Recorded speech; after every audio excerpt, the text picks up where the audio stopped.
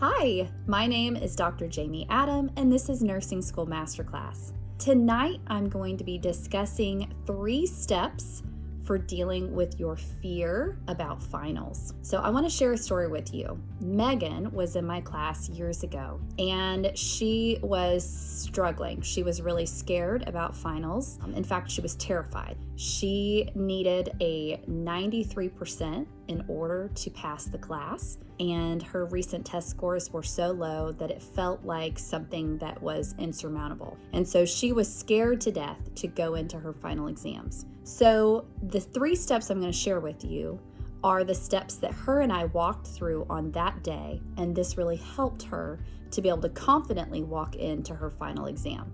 So step 1, when you're dealing with the fear of finals, when you're really wrestling with that fear, number 1 is to acknowledge what you're feeling. Acknowledge that fear. Fear is one of those things that can loom around you and cause this sense of dread. And sometimes, if you don't take a minute to stop and really acknowledge that it's there, it just sort of creates anxiety in the background. So taking a minute to just acknowledge, this is the way I'm feeling. This is the feelings that I'm having. I am experiencing fear. By putting a name to it, it helps to really help you identify that that's what's happening. Because otherwise, sometimes what happens is you may not realize you're feeling fear, but you are extremely short-tempered, you're grouchy with the people you love, you feel yourself really nervous, and so it's very clear that something is happening for you. You're feeling something, but to really put a name on it is helpful. So step 1 is just acknowledging what you're feeling, acknowledging that you're feeling fear. Step 2 is to face your fear. And this step is critical. Really face your fear. What is it exactly that you are afraid of?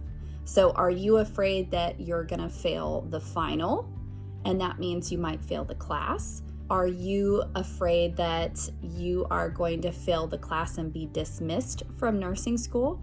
Are you afraid that you will have to repeat the course, but you won't have the finances to pay for it? Are you afraid of what your friends or family will think if you fail? So really taking a minute to think about, what is it exactly that's causing you to feel fear? And then really thinking through, okay, what is the outcome of that fear? So if that worst case scenario comes true, then what? What's the next thing? Like what will happen? And asking yourself, is this survivable? Is this something I can survive? Is this something I can come back from? And so really pushing yourself to think about what happens if that worst case scenario comes true. What happens next? And then step 3 is to identify your plan B or your very next step. Having a backup plan does not mean that you are selling out. It doesn't mean that you're giving up or that you're thinking you're going to change your major. That's not what having a plan B is about. But what happens is it changes the question of, okay, well, what will I do if this happens? And instead replaces it with a solution, with some certainty that if this happens, then I will do this next thing. And there's a lot of comfort in knowing what you'll do next if that fear comes true. So really thinking about that plan B. So for my student Megan, as we talked in my office, her biggest fear is that if she failed this final and failed the class, that she would be dismissed from the nursing program. And so we sat through and talked about what dismissal looked like and what the appeals process was like and how to create an appeals letter and what goes into it and ways to strengthen your appeal application.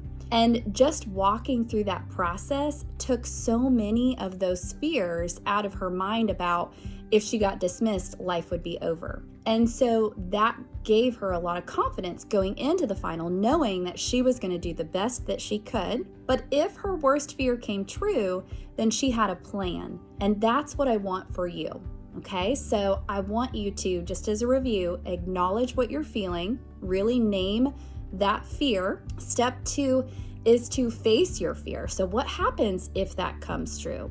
What is it you're afraid of, and what will happen if it comes true, and will you survive it? Is there a way through it? Is there a way past it? And then step 3 is to identify your plan B, your very next step of what you'll do. So having those steps and having that plan is a great way to be able to walk into your finals without feeling like you have dread and fear surrounding you. It's a way to free you so that you don't have to be paralyzed by fear. You can feel it, but you can still be moving forward, doing your best on your final, focusing on what you're doing that day and not dreading the future that you haven't thought about. So I hope this was helpful. If you are in a place where you need some help figuring out how to study, how to learn in nursing school, I have a free workshop and I will post the link below.